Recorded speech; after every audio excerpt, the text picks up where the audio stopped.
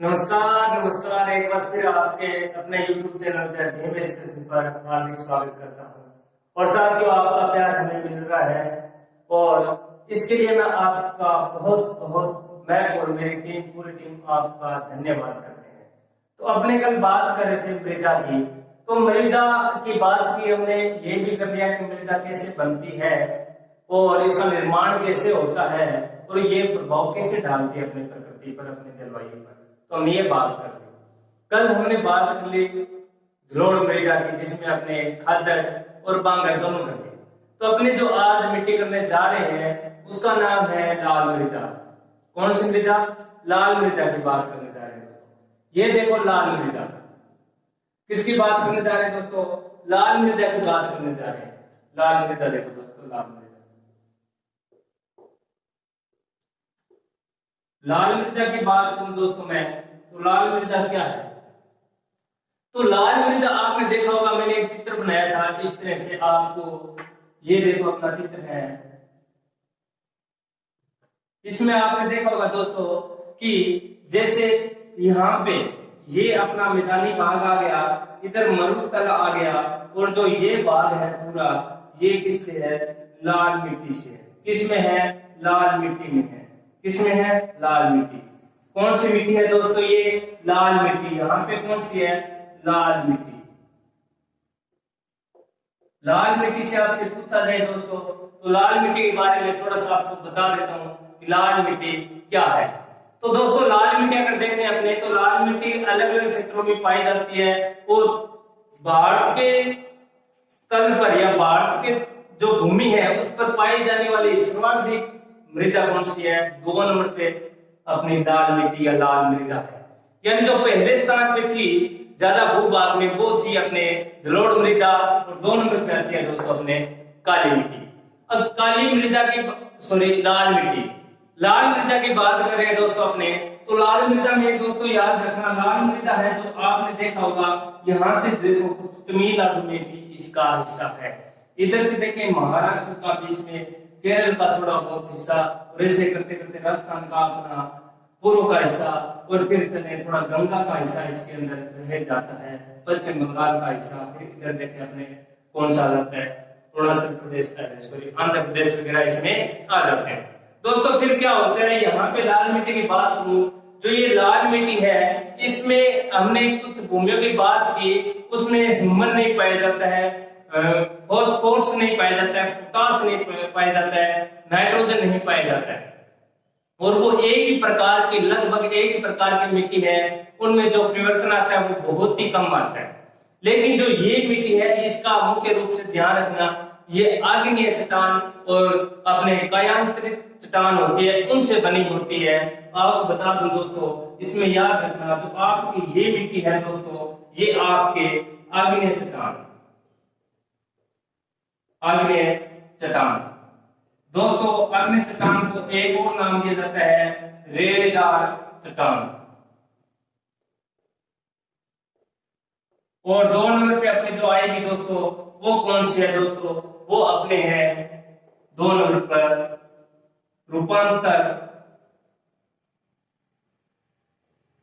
रूपांतरित चट्टान। इसको एक नाम और दिया जाता है दोस्तों, वो नाम मिलता है अपने कायांतरित चट्टान।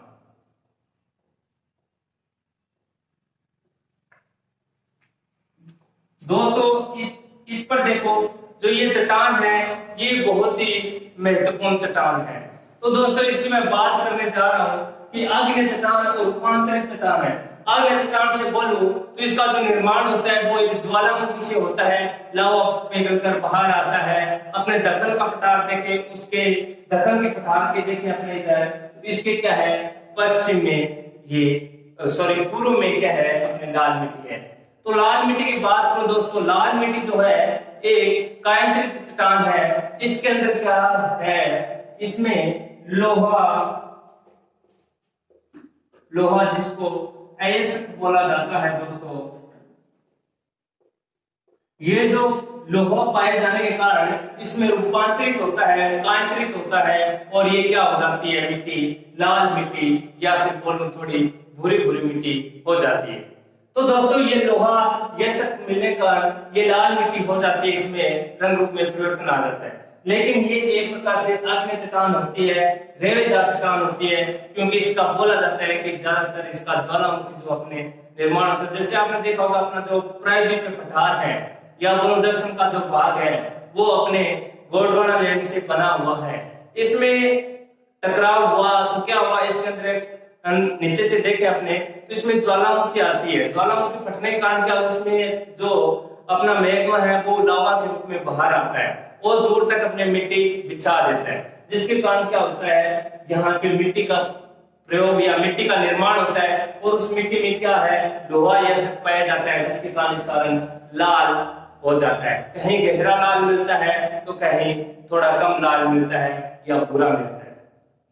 तो दोस्तों अपने बात करें इसके आगे और तो लाल मिट्टी की, लाल मिट्टी है उसमें शुरुआत देखा जाए तो अपने थोड़ा ऊपर से ले तो अपना छत्तीसगढ़ का जो भाग है वो भी लाल मिट्टी में आता है, और देखें तो अपना थोड़ा उधर चले तो अपने मध्य प्रदेश का थोड़ा भाग इसके अंदर आता है, और जो मैदानी भाग है उसका जो अपने दक्षिण का भाग है, पश्चिम दक्षिण का भाग है वो भी, पूर्व दक्षिण का भाग है वो भी इसके अंदर आता है।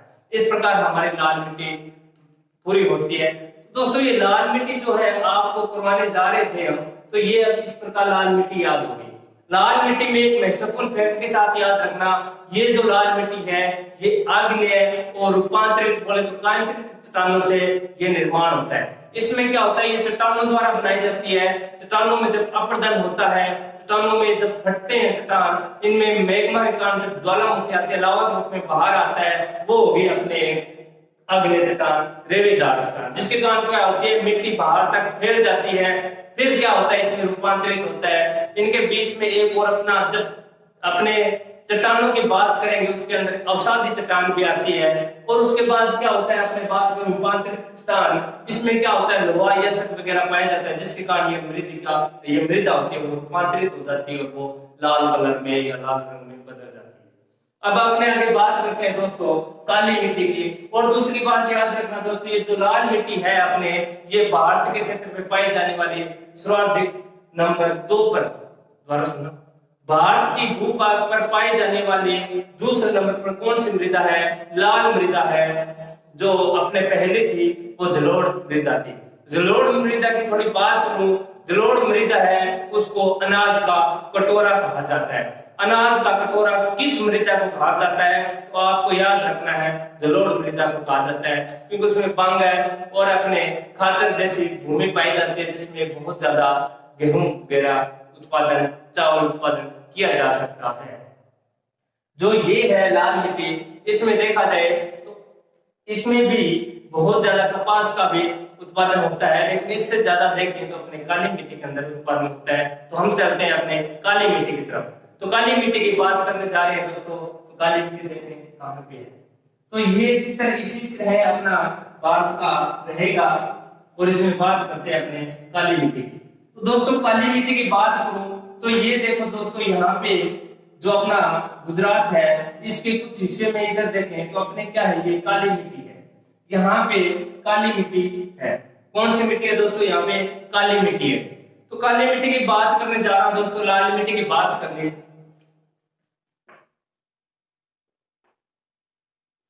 काली मृदा, काली मृदा की बात करूं दोस्तों, तो जो काली मृदा है उसको बहुत नामों से पुकारा जाता है।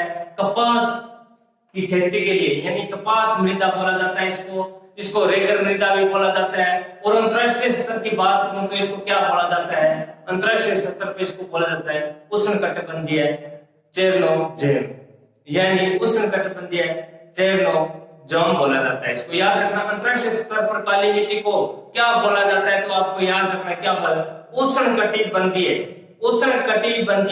चेरनोजम बोला जाता है। आपको लिख देता हूं मैं, देखो इसे उष्ण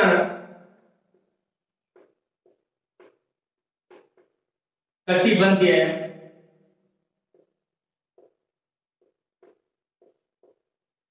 चेरनोजम बोला जाता है। और कौन से स्तर पर बोला जाता है इसको, अपने अंतरराष्ट्रीय स्तर पर बोला जाता है। जो भारत में बोला जाता है इसको अपने क्या बोला जाता है, इसको जो बोला जाता है दोस्तों, वो बोला जाता है अपने रेगन। या फिर दूसरी बात करूं मैं अपने कि इसको कपास की खेती के लिए बहुत उपयोगी, इसलिए इसको कपास की वाली मृदा भी कहा जाता है। अब बात करूं मैं इसकी, तो ये कहाँ पाया जाता है? ये आपने देखा होगा, इधर दक्कन का पठार है, ये ज्यादातर देखें तो अपने यहाँ पे महाराष्ट्र है, तो महाराष्ट्र के अंदर सबसे ज्यादा इसका उत्पादन होता है दोस्तों। अब मैं बात करूं, ये दक्कन का पठार है, दक्कन के पठार के अपने देखें तो दक्षिण में और पश्चिम में इसका बहुत ज्यादा विस्तार है काली मृदा। तो काली मृदा क्या होती है दोस्तों? ये महाराष्ट्र के अंदर सबसे ज्यादा, महाराष्ट्र बोले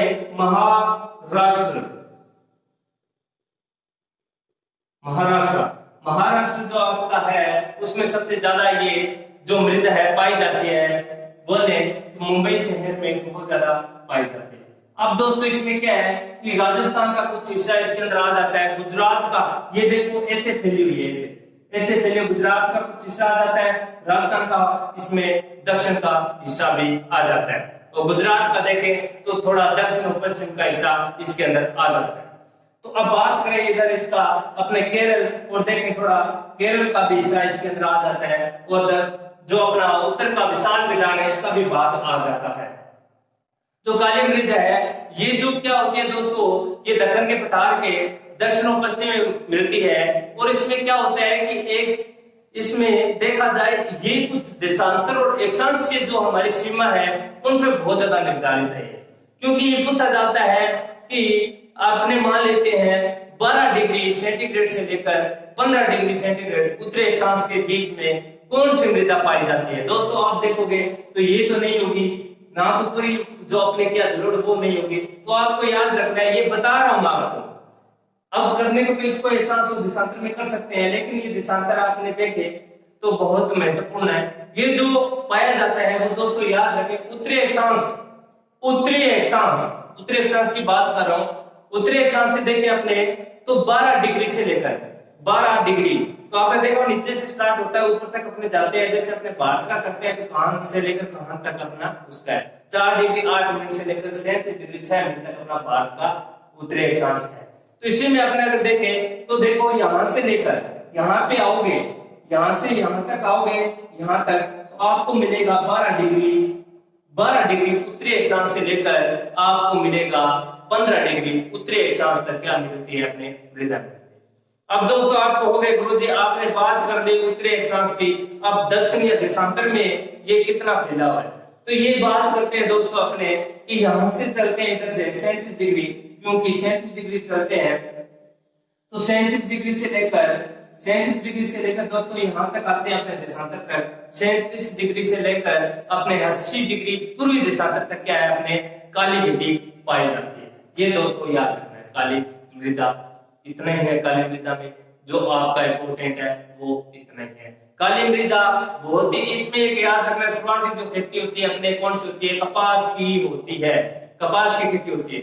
और इसको एक और बोला जाता है, जब ये काली मृदा होती है अगर इसमें पानी भर दिया जाए या वर्षा या बारिश आ जाए, उसके बाद आपने देखा होगा दोस्तों ये पानी जो होता है उसको बहुत ज्यादा क्या करती है, शोषित करती है और अपने अंदर रखती है पानी को बहुत समय तक। आपने देखा जब पानी होता है, आप पानी लगा देते हैं किसी जमीन पर, काली मिट्टी है वहां पे या चिकनी मिट्टी है, उस पर हम चलते हैं तो अपने पैर के हम उसके अंदर धस जाते हैं, तो वो क्या होता है पानी को सोचती है और अपने अंदर ही रखती है बहुत समय तक, और उनके अंदर नमी बनी रहती है।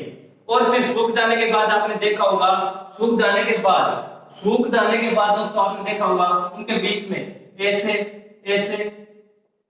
ऐसे कुछ जो दरारें से बन जाती हैं, और ऐसा लगता है कि ये जो खेती है या भूमि है इसको जोता गया है। तो आपको याद रखना है काली मिट्टी को स्वच्छ जुताई वाली मृदा भी कहा जाता है, स्वच्छ जुताई वाली मृदा भी कहा जाता है। इनमें जुताई की इतनी ज्यादा जरूरत नहीं होती, ये स्वच्छ जुताई वाली मृदा या भूमि कहा जाता है। ये हो गई अपनी इसकी स्वच्छ।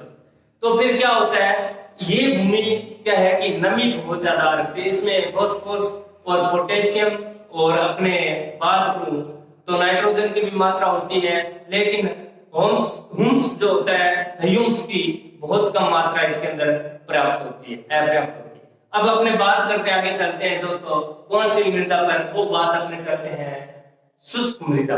और शुष्क मृदा की बात करेंगे, शुष्क मृदा एक जो शुष्क मृदा है उसको मरुस्थलीय मृदा भी बोला जाता है। मरुस्थलीय मृदा का नाम लेते आपके एक दिमाग में आ गया होगा, एक शब्द, एक राज्य, एक शानदार राज्य याद आ गया होगा, राजस्थान। तो ये बहुत ज्यादा जो क्षेत्र है ये राजस्थान के अंदर पाया जाता है। अपने देखें तो उत्तर पश्चिम जो अपना एरिया है या क्षेत्र है उसके अंदर बहुत ज्यादा भूमि पर ये मृदा पाई जाती है। अब अपने बात करते हैं शुष्क मृदा या फिर बोलूं मरुस्थलीय मृदा, जो अपने राजस्थान की मृदा भी इसको बोल सकते हैं। लेकिन दोस्तों ये लिखा हुआ नहीं मिलेगा आपको कहीं राजस्थान की मृदा कहाँ पे है, तो आपको मिला होगा शुष्क मृदा या फिर मरुस्थलीय मृदा। तो अब बात करते हैं मरुस्थलीय मृदा। मरुस्थलीय मृदा की दोस्तों बात करते हैं, बोला जाता है कि मरुस्थलीय मृदा में जो अपने जुताई होती है या फिर बोलूं मैं यहाँ पे फसलें होती है या फिर बोलूं मैं यहाँ पे खेती होती है, वो बहुत ही कम मात्रा में होती है। तो ये आप कह सकते हो लेकिन जब इस मृदा को पानी मिल जाए तो यह बहुत ही फसल उपजाऊ होती है या फिर उपजाऊ भूमि होती है और हमको एक बेहतरीन फसल दे सकते हैं। इसको पानी की बहुत ज्यादा जरूरत होती है, चाहे बरानी हो, चाहे बांगर हो, चाहे खादर हो, पानी मिलता है तो ये भूमि हमें गरीब से धनवान तक बना सकती है। ये राजस्थान की भूमि ऐसा बहुत ही पवित्र होती है। अब बात करता हूं आपको राजस्थान की, तो राजस्थान जैसे हमने यहां से देखें, राजस्थान की बात करता हूं दोस्तों, मैं राजस्थान की बात करता हूं दोस्तों। ये देखो अपना राजस्थान के जिसम है और यहाँ पे आके आपने देखा होगा कि ये गुजरात बन गया। यहाँ पे गुजरात और ये नीचे तक, ये देखो अपने बात करते हैं। अब मैं बात करूं यहाँ पे दोस्तों, तो ये देखो यहाँ पे कुछ ऐसे करके यहाँ से, तो यहाँ पे कुछ इस तरह से राजस्थान है। आप एटलस या फिर मानचित्र में देखना एक आपको बेहतरीन तरीके से मिलेगा। तो राजस्थान कुछ ऐसे हैं। तो ये जरूरी नहीं है कि राजस्थान के अंदर ही अपने शुष्क मृदा है। आप देखो तो यहाँ पे इसके साथ पंजाब भी लगता है, थोड़ा हरियाणा की भूमि भी मरुस्थलीय में आती है, इधर देखें गुजरात की भी आती है, इधर देखें तो अपने इसकी मैदानी भाग की आती है, और इधर देखें अपने महाराष्ट्र की आती है, और इधर देखें अपने अलग अलग क्षेत्र इसके साथ लगे हुए मिलते हैं। तो इन क्षेत्रों में क्या है, मरुस्थलीय मृदा पाई जाती है। अब मरुस्थलीय मृदा की बात करूं दोस्तों, मैं मरुस्थलीय शुष्क मृदा की बात करूं तो ये शुष्क मृदा है, इसके अंदर नाइट्रोजन और अपने फॉस्फोरस और चूना और बोलूं तो मैं ह्यूमन की जो कमी होती है वो बहुत ही ज्यादा होती है। इनमें उत्पादन करने के लिए जल की मात्रा पर्याप्त मात्रा में, और बोलूं तो खाद जो अपने जैविक खाद होती है अगर उसकी यहाँ पे कर दी जाए, बिजाई कर दी जाए या बुआई कर दी जाए तो आपके पास एक बहुत ही बेहतरीन तरीके से फसल उपलब्ध हो सकती है। तो ये अपने शुष्क में, अब शुष्क में क्या है कि आपको याद रखना है कि ये कौन सी दिशा में, भारत के कौन से क्षेत्र में, कौन सी दिशा में मृदा पाई जाती है। तो आपको याद रखना है कौन सी, तो आपने देखा होगा इधर उत्तर है, इधर पश्चिम, उत्तर पश्चिम के हिस्से में सर्वाधिक मृदा पाई जाती है। तो ये एक नाम आता है शानदार, जिसका हम हर भाग में, हर पार्ट में, हर विषय में, हर टॉपिक में बात करते हैं, अरावली पर्वतमाला। तो अरावली पर्वतमाला के ये ज्यादातर अपने पश्चिम में होती है। कौन सी मृदा होती है, शुष्क या मरुस्थलीय मृदा होती है। अब दोस्तों अपने आगे बात करते हैं लेटेराइट मृदा की। तो दोस्तों जो महत्वपूर्ण है वो आपको बता रहा हूं मैं, और जो है वो किताबों में कितना ही पढ़ लो, किताबों में आपको लिखा हुआ मिलेगा, और मैं ये कह रहा हूं जो मैं करवा रहा हूं वो आपको एक फैक्ट के साथ मिले और किताबों में आपको समझने में आसानी हो। तो अब मैं बात करता हूं दोस्तों आपके लेटेराइट मिट्टी की।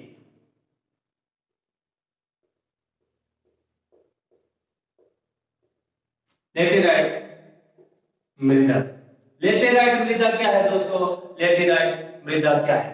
तो लेटेराइट मृदा है ये अपने सामने जो आई 1905 के अंतर्गत ये भूमि, ये मृदा जो है अपने सामने लेके आए, विद्वान है, उस विद्वान ने इसको हमारे सामने लेके आए इस तरह से ये एक मृदा है और उसका जो लेटेराइट क्यों कहा और उसको ये शब्द लेटेराइट क्यों पढ़ा, उसके बाद हम करने जा रहे हैं। इसमें ये पूछेगा कि लेटेराइट इसका शब्द किसने दिया, कौन सी भाषा का है और कैसे बना। तो मैं बात करना चाहूंगा दोस्तों छोटे से रूप में, ये जो लेटेराइट है ये जो आपके पाया जाता है दोस्तों, बता दूं मैं कुछ इस तरह से अपने,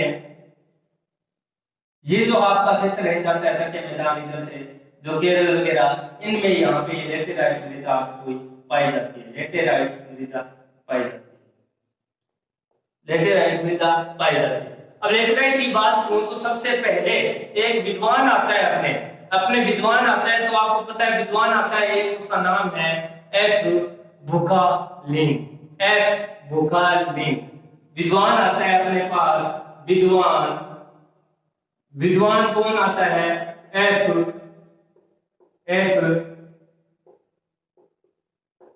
बुकालिन,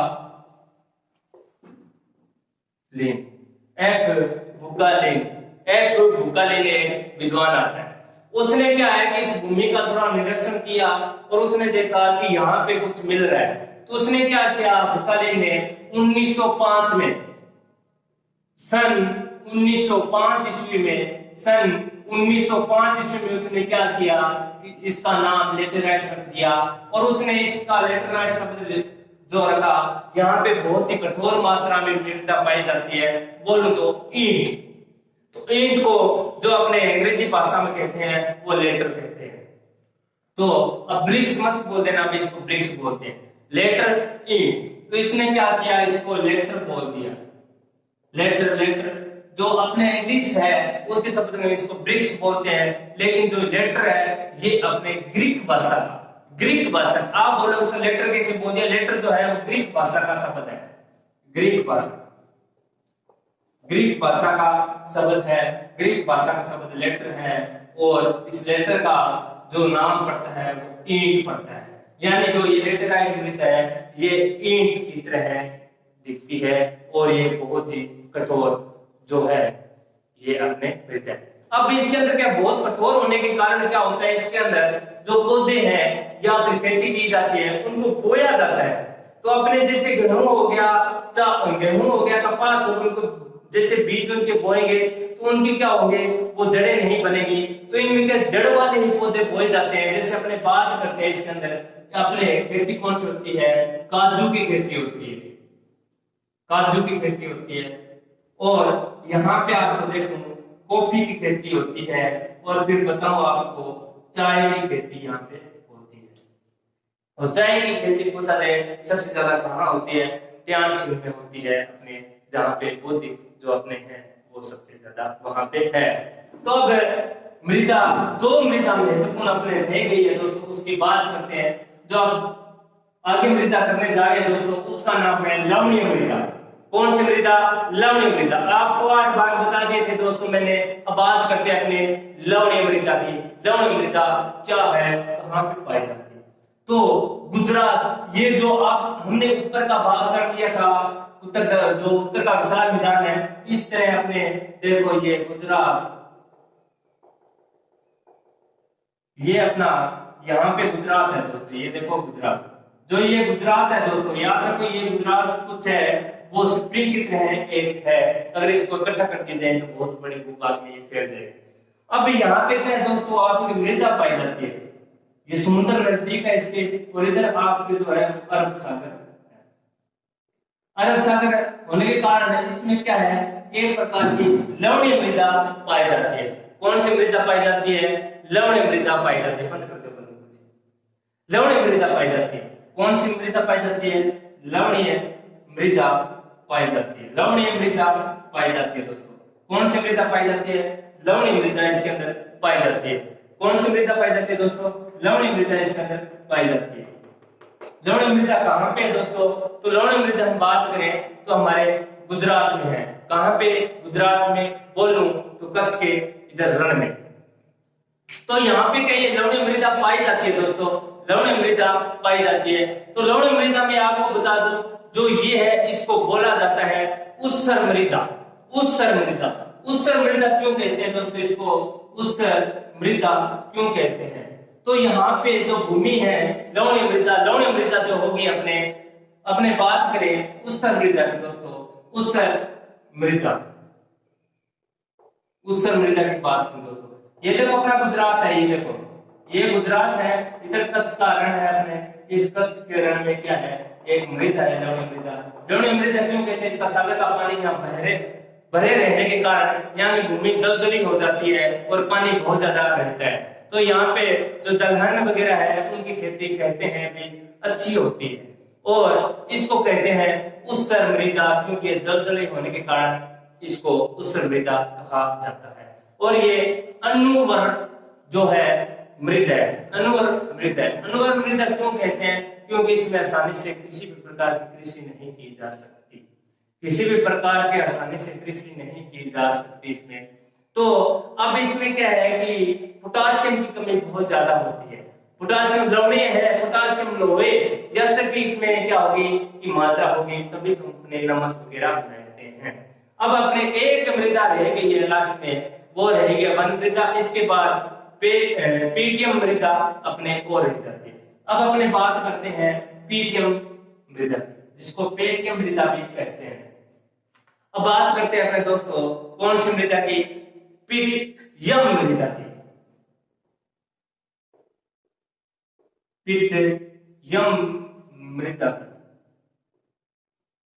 जो पीटियम मृदा है दोस्तों, ये अपने क्या है, थोड़े जैसे देखें अलग अलग भागों में जहां पे डेल्टा बनता है नदियों को, उस हिस्से में कुछ कुछ ये बनता है। तो अपने देखें ये बिहार के अंदर भी मिलती है, देखें तो अपने अरुणाचल प्रदेश, आंध्र प्रदेश, तमिलनाडु और अपने देखें केरल, कर्नाटक, इधर भी ये मृदा मिलती है, इलेक्ट्रोलाइट मृदा है। इसमें क्या है, जो अपने ह्यूमस की मात्रा होती है वो सर्वाधिक इसमें पाई जाती है दोस्तों। अब अपने आगे बात करते हैं वन्य मृदा की। वन मृदा देखना दोस्तों क्या है, हमने सभी भाग कर लिए कौन से भाग में कौन सी मृदा पाई जाती है। अब वन्य मृदा की बात करूं मैं, वन मृदा को बोला जाता है दोस्तों, आपको नाम देते याद हो जाएगा कि ये मृदा कहाँ पे है। ये है हिमालय पर्वत पर बनी हुई मृदा, जिसको बोलते हैं पर्वतीय मृदा। अब कई दोस्त कहते हैं कि पर्वतीय मृदा सर वो कौन सी है? जो पर्वत मृदा है उसको वन मृदा कहा जाता है। ऐसे देखो हमने कुछ ये जो है ऐसे, और इधर देखो तो अपने जम्मू कश्मीर, ये यहाँ पे क्या है, यहाँ पे ऐसे करके ये अपने पर्वत है, ये क्या है पर्वत ऐसे, ये देखो अपने ऐसे पर्वत हिमालय है। जो हिमालय है यहाँ पे क्या है, ऐसे पहाड़ बने हुए, ये देखो दोस्तों बना रहा हूं, ये पहाड़ बने हुए दोस्तों, ये देखो दोस्तों पहाड़ बने हुए हैं। तो पहाड़ बने हुए हैं दोस्तों, इस पहाड़ों में क्या होता है दोस्तों, यहाँ पे इस पहाड़ों में ये पहाड़ है दोस्तों, इन पहाड़ों में क्या है कि यहाँ पे से ऊपर ऊपर चलते जाएंगे तो यहाँ पे वन है, यहाँ पे वृक्ष है, वृक्ष बहुत ज्यादा है, जंगल, गहरा जंगल है ये देखो गहरा जंगल। यहाँ पे क्या होता है कि केवल वन ही होते हैं, यहाँ पे कृषि नहीं की जाती, क्योंकि जब पहाड़ों का अपरदन होता है, पर्वतों का, यहाँ पे नदियां बहती है बहुत ही तीव्र से, तो अपने साथ अपरदन करके लेके आती है मृदा को, जिसके कारण क्या होता है यहाँ पे खेती नहीं होती। ये क्या है अपना हिमाद्री है, और यहाँ पे खेती होना, यहाँ पे बर्फ से ढका हुआ क्षेत्र मिलता है, और यहाँ पे मानसून, और अपने देखें तो अपने उत्तर जो पूर्व से हवाएं आती है ठंडी, वो भी यहाँ पे फसलों को नहीं होने देती है, और अपना मानसून वहां जाकर रुक जाता है। तो यहाँ पे इसको वन्य मृदा बोला जाता है, भूभागीय वन मृदा है। तो दोस्तों तो आज इतने ही करते हैं अपने, इसके बाद जो दोस्तों करने जा रहे हैं अपने कि मृदा थोड़ा सा बता दूं, मृदा का आप मेरे साथ चलिए। भारत की भूमि पर या भारत के भूभाग पर सर्वाधिक प्रतिशत में पाए जाने वाली भूमि या प्रथम स्थान पर पाई जाने वाली मृदा कौन सी है? तो दोस्तों वो मृदा है अपने, कौन सी मृदा है दोस्तों? वो अपने है जलोढ़ मृदा। वो कौन सी मृदा है दोस्तों? जलोढ़ मृदा। अब बात करूं दोस्तों मैं अपने कि भारत के भूभाग पर पाई जाने वाली सर्वाधिक दूसरी मृदा कौन सी है? तो दोस्तों बात करता हूं मैं अपने लाल मृदा की। दोस्तों बात करता हूं मैं अपने लाल मृदा की, अपने बात करता हूं जो ये उसके बाद मैं बात करता हूँ एक और मृदा की। तो अपने भारत के भूभाग पर पाए जाने वाले सर्वाधिक तीसरे स्थान पर भूमि मृदा कौन सी है, वो अपने हैं काली मृदा। तो अब आती है वन क्षेत्र। तो वन क्षेत्र आपको मैंने ये क्षेत्र नहीं बताया कि कौन कौन से राज्यों से इसकी सीमा लगती है, और बाकी मैंने बता दिया सभी का। तो इसमें आपको एक याद रखना है कि जो ये है उत्तराखंड और हिमालय से लगती है, इधर हिमालय से लगती है, असम से लगती है, और अपने देखें तो अपने हिमाचल प्रदेश से भी लगती है। फिर मैं आपको दोस्तों एक बात कहूं, इस पर जो है पहाड़ कुछ इस तरह सीढ़ी की तरह बने हुए, आपने पहाड़ों में देखा ना सीढ़ी सी बनी हुई, तो उसमें बोला जाता है सीढ़ीदार खेती होती है, यानी वनों का उत्पादन होता है उसमें। जैसे अपने जैसे आम का वृक्ष हो गया, या फिर अदर कुछ वृक्ष हो गया, तो उनकी खेती वहां पे होती है। और इधर चाय की और कॉफी की भी खेती इन पहाड़ों पर की जाती है, जिसको बोलते हैं सीढ़ीदार खेती बोला जाता है दोस्तों, सीढ़ीदार खेती बोला जाता है। इस प्रकार अपना ये मिट्टी भारत की मृदा परिपूर्ण तरीके से पूर्ण कर ली है। जो आगे का टॉपिक रहेगा दोस्तों, वो हो सकता है आपका जलवायु रहे या फिर कोई अदर रहे, उसके बारे में पहले मैं सूचना नहीं देना चाहता। लेकिन आप याद रखो दोस्तों, इस वीडियो को 2-3 बार देखें, आप मृदा नहीं भूलोगे। फैक्ट के साथ करवाए गए आप करिए, और हम हमारे साथ बने रहें और आपका प्यार मिलता रहे। बहुत बहुत धन्यवाद, बहुत बहुत धन्यवाद।